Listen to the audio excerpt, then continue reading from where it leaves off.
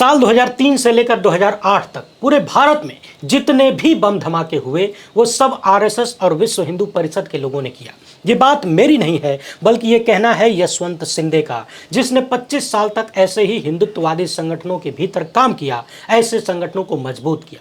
जी हाँ, यशवंत सिंधे का दावा है कि 2003 से लेकर 8 तक पूरे भारत में जितने भी बम ब्लास्ट हुए, लोगों की मौत हुई, सब कुछ बर्बाद हुआ, सांप्रदायिकता फैली, इन सब के पीछे राष्ट्रीय स्वयंसेवक संघ और विश्व हिंदू परिषद था। निशाना था मुसलमानों के खिलाफ दंगे करवाना, माहौल बनाना और भाजपा को चुनावी जीत दिलाना। बम ब्लास्ट की साजिश से लेकर बम बनाने तक गजब गजब के आरोप इस व्यक्ति ने उन संगठनों पर लगाया है जिन संगठनों के लोग पिछले 11.5 साल से मुल्क की सत्ता पर काबिज हैं। आज भारतीय जनता पार्टी के लोग जब दावा करते हैं कि देश के भीतर कहीं बम ब्लास्ट नहीं हो रहा है, तो काउंटर होता है कि जो लोग ये करते थे, करवाते थे, उनको सत्ता मिल गई, उनका सपना पूरा हो गया, तो अब ब्लास्ट काहे होगा।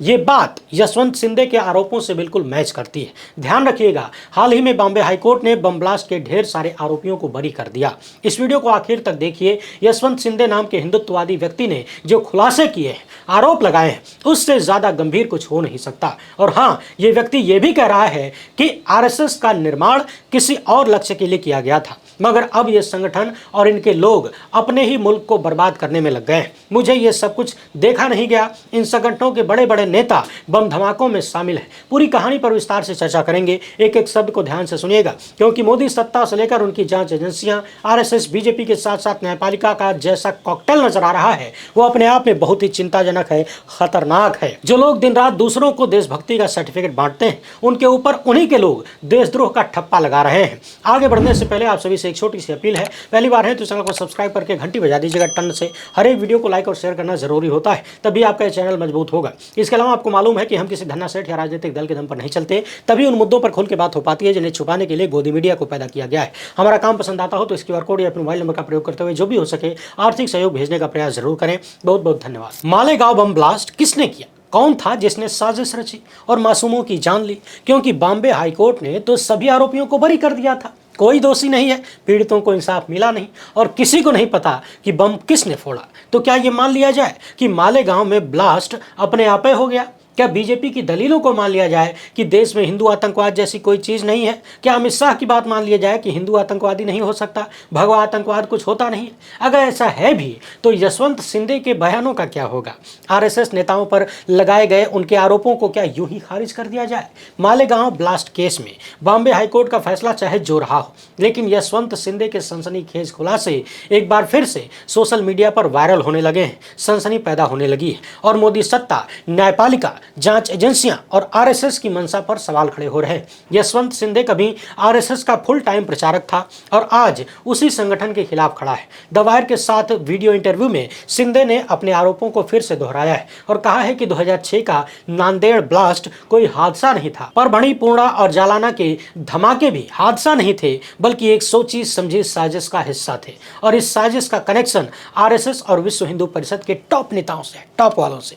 मगर सवाल यह है कि क्या सिंधे का सच वाकई सच है या ये किसी पुरानी रंजिश का नतीजा है? और अगर यशवंत सिंधे सच्चाई बयां कर रहा है तो इस देश का असली दुश्मन कौन है? सोचिएगा जरूर, वीडियो को आखिर तक देखिएगा। इससे ज्यादा गंभीर कुछ हो नहीं सकता, क्योंकि जो लोग दूसरों को राष्ट्रभक्ति का सर्टिफिकेट देते हैं वो खुद ही देशद्रोह के आरोपों में घिरते हुए नजर आ रहे हैं। यशवंत सिंधे ने 18 साल की उम्र से आरएसएस के लिए काम करना शुरू कर दिया था। 25 साल तक हिंदुत्ववादी संगठन के वफादार सिपाही रहे, विश्व हिंदू परिषद और बजरंग दल के लिए भी काम किया और आज उन्हीं संगठनों के खिलाफ आवाज बुलंद कर रहे हैं, बड़े नेताओं के खिलाफ आरोप लगा रहे हैं। मगर कुछ साल पहले यशवंत सिंधे ने नांदेड़ की विशेष सीबीआई अदालत में हलफनामा दाखिल करके कहा था कि 2003 से लेकर 2008 तक देश भर में यानी पूरे मुल्क में जितने भी बम धमाके हुए उनके पीछे आरएसएस और विश्व हिंदू परिषद के बड़े नेताओं का हाथ था। एक बार फिर से सुनिए, इन्होंने आरोप लगाया है कि 2003 से लेकर 2008 तक देश भर में हुए बम धमाकों के पीछे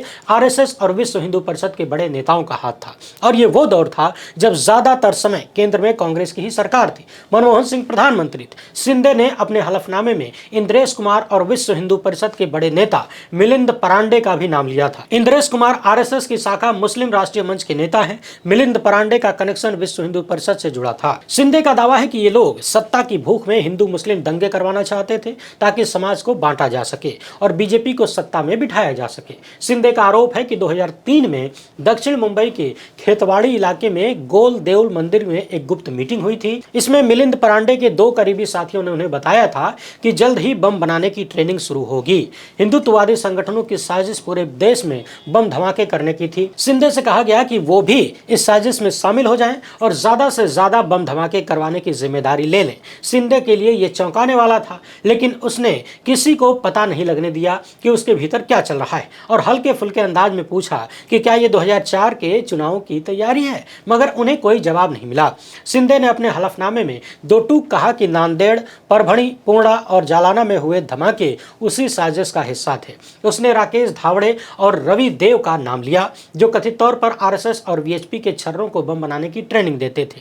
रवि देव ने अपना नाम मिथुन चक्रवर्ती रखा हुआ था और लोग उसे इसी नाम से पहचानते थे, जबकि वो विश्व हिंदू परिषद की युवा शाखा का सह संयोजक था। शिंदे के मुताबिक 2003 में महाराष्ट्र के पुणे के पास सिंहगढ़ किले में एक ट्रेनिंग कैंप हुआ था जहां रवि देव ने 20-25 लोगों को बम बनाने की ट्रेनिंग दी थी। शिंदे का दावा है कि उन्हें केमिकल्स के नाम नहीं पता, लेकिन राकेश धावड़े ही रवि देव को कैंप में लाता था, उनके खाने पीने और ठहरने का इंतजाम करता था। 5 अप्रैल 2006 की रात नांदेड़ में लक्ष्मण राज कोंडवार के घर में धमाका हुआ। इस धमाके में राज कोंडवार का बेटा नरेश और विश्व हिंदू परिषद के कार्यकर्ता हिमांशु पानसे मारे गए। शुरू में पुलिस ने इसे पटाखों का ब्लास्ट करार दिया, लेकिन महाराष्ट्र एटीएस की जांच में खुलासा हुआ कि ये कोई हादसा नहीं था।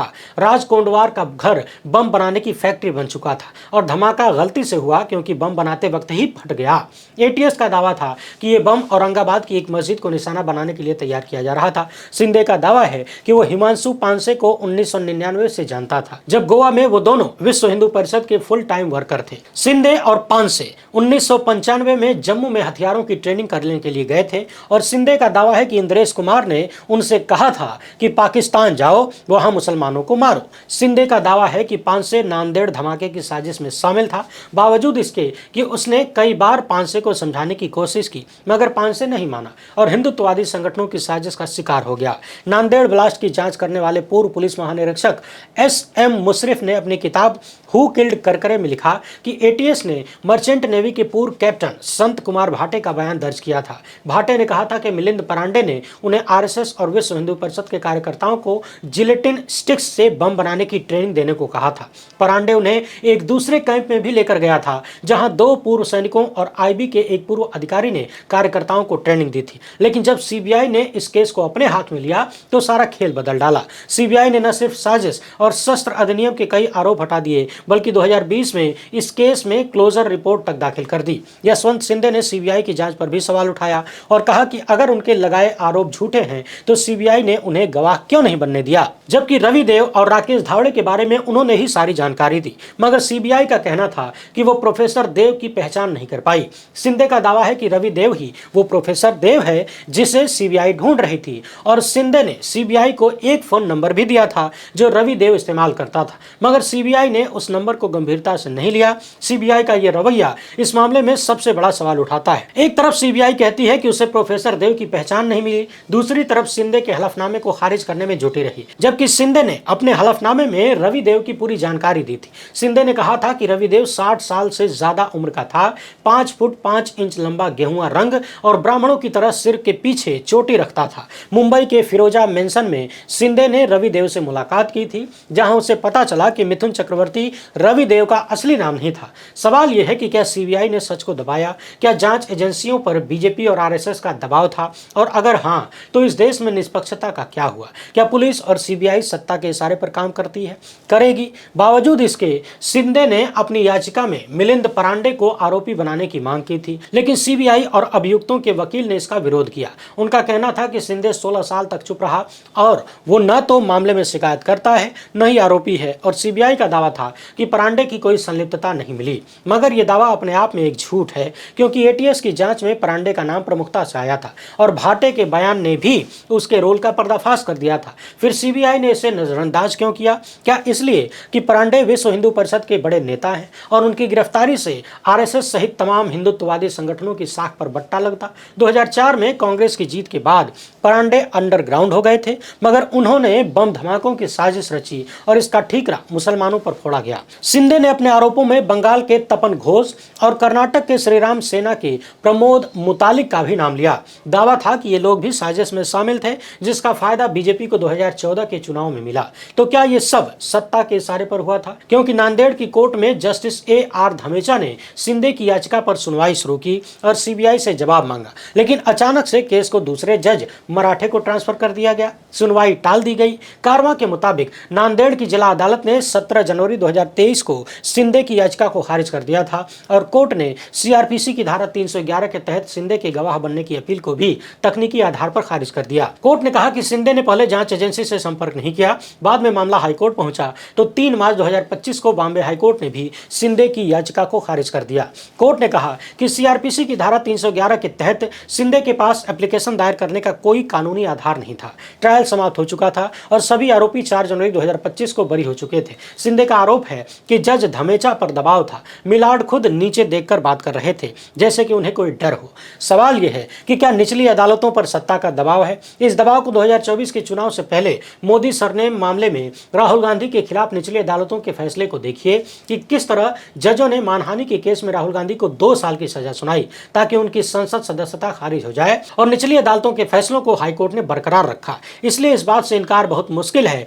कि निचली अदालतों पर सत्ता का दबाव नहीं होता या कम होता है। मजेदार बात यह है कि निचली अदालतों के जजों पर दबाव के मामले में सुप्रीम कोर्ट भी कुछ नहीं कर पाता है, सिवाय इसके कि वो निचली अदालतों के फैसलों पर रोक लगा दे, अगर उससे न्यायपालिका की इज्जत का फालूदा बनता है। दवायर के इंटरव्यू से पहले शिंदे के खुलासों ने राजनीतिक तूफान खड़ा कर दिया था। कांग्रेस के प्रवक्ता पवन खेड़ा ने तब लिखा था कि आरएसएस के पूर्व प्रचारक यशवंत शिंदे ने अपने हलफनामे में संगठन के राष्ट्र विरोधी कारनामों का खुलासा किया है। इससे बड़ी ब्रेकिंग न्यूज और क्या हो सकती है? दिग्विजय सिंह ने भी बीजेपी और आरएसएस पर निशाना साधा था। मध्य प्रदेश के पूर्व मुख्यमंत्री ने कहा कि शिंदे ने साहस के साथ सच बोला है, लेकिन अब उनकी जान को खतरा है। मुंबई पुलिस को उनकी सुरक्षा सुनिश्चित करनी चाहिए। मगर आरएसएस और विश्व हिंदू परिषद की ओर से कोई बयान नहीं आया। वीएचपी के महासचिव विनोद बंसल ने कहा कि उन्हें शिंदे के हलफनामों की कोई जानकारी नहीं, और संगठन के अंतर्राष्ट्रीय कार्यकारी अध्यक्ष आलोक कुमार ने शिंदे के दावों को अफवाह करार दिया और यह भी कहा कि शिंदे के पास कोई सबूत नहीं है, वो बस सुनी सुनाई बातें कर रहा है। मगर सवाल यह है कि अगर शिंदे के आरोप बेबुनियाद हैं, झूठे हैं, तो आरएसएस और वीएचपी वाले खुलकर जवाब क्यों नहीं दे रहे? शिंदे के खिलाफ कानूनी कार्रवाई क्यों नहीं कर रहे? मानहानि का दावा क्यों नहीं कर रहे? शिंदे का दावा है कि 2003 से 2008 के बीच हुए बम धमाके, चाहे वो नांदेड़ का ब्लास्ट हो, परभणी, पूर्णा, जालाना, मक्का मस्जिद, अजमेर शरीफ या मालेगांव का धमाका हो, सभी एक ही साजिश का हिस्सा थे ताकि आने वाले चुनाव में बीजेपी को लाभ मिले, राष्ट्रवाद के नाम पर चुनाव लड़ा जा सके और मुसलमानों को कटघरे में खड़ा किया जा सके। साथ ही साथ ये बताया जा सके कि देखो कांग्रेस की सरकार कुछ संभाल नहीं पा रही है। और 2010 में तत्कालीन गृह मंत्री पी चिदम्बरम ने इन धमाकों को भगवा आतंकवाद नाम दिया था। 25 अगस्त 2010 को दिल्ली में डीजीपी और आईजीपी के सम्मेलन में चिदम्बरम ने 2008 के मालेगांव विस्फोट, समझौता एक्सप्रेस विस्फोट, 2007 के मक्का मस्जिद और अजमेर ब्लास्ट के लिए भगवा आतंकवाद शब्द का इस्तेमाल किया था। चिदम्बरम ने कहा था कि इन घटनाओं में भगवा आतंकवाद के रूप में एक नया खतरा उभर रहा है, जिसका संबंध हिंदुत्ववादी संगठनों से हो सकता है। तत्कालीन गृह मंत्री के इस बयान के खिलाफ बीजेपी ने मोर्चा खोल दिया था और तब चिदम्बरम ने कहा था कि उनका उद्देश्य किसी धन को बदनाम करना नहीं है, बल्कि जांच में मिले कथित संकेतों को उजागर करना था। और ये शब्द तब और चर्चा में आया जब मालेगांव ब्लास्ट केस में अभिनव भारत जैसे संगठनों की कथित संलिप्तता सामने आई, प्रज्ञा ठाकुर की गिरफ्तारी हुई। इसलिए यशवंत शिंदे के आरोपों को हल्के में लेना ठीक नहीं लगता, क्योंकि खुद शिंदे ने कबूला है कि 1995 में वो जम्मू कश्मीर के पूर्व मुख्यमंत्री फारूक अब्दुल्ला पर हमले के आरोप में गिरफ्तार हुआ था, लेकिन बाद में बरी हो गया। मगर उसने हमले की जिम्मेदारी ली। शिंदे ने कहा कि आरएसएस और विश्व हिंदू परिषद के लिए उसने सब कुछ किया, लेकिन जब देखा कि ये लोग देश को जलाने की साजिश रच रहे हैं तो उसका जमीर जाग गया और उसका ये भी दावा है कि उसने विश्व हिंदू परिषद की बम ब्लास्ट की बहुत सारी प्लानिंग को नाकाम किया क्योंकि वो हिंसा का समर्थन नहीं करता था। अब सवाल ये है कि शिंदे के खुलासे क्या किसी काम के हैं, क्योंकि मालेगांव ब्लास्ट में सभी आरोपी बरी हो गए। इसलिए जनता को यह समझना होगा, आपको समझना होगा कि शिंदे जो कह रहा है वो कितना सच है। और इसके लिए आप सिर्फ ये देखिए कि पिछले 11 साल में मोदी सत्ता ने किस तरह संवैधानिक संस्थाओं का गला घोंटा है। शिंदे के वकील संगमेश्वर डेलमड़े का बयान है कि उन्हें भी शिंदे की मंशा पर शक हुआ था। फिर उन्होंने शिंदे से पूछा कि 16 साल तक चुप क्यों रहे, अब क्यों बोल रहे हो? तो शिंदे ने कहा कि उनकी जान को खतरा था, अब उसका जमीर उसे चुप रहने की इजाजत नहीं देता। और उसने 16 साल तक आरएसएस के टॉप नेताओं, यहां तक कि मोहन भागवत से भी इन गतिविधियों को रोकने की अपील की थी, लेकिन किसी ने उनकी नहीं सुनी।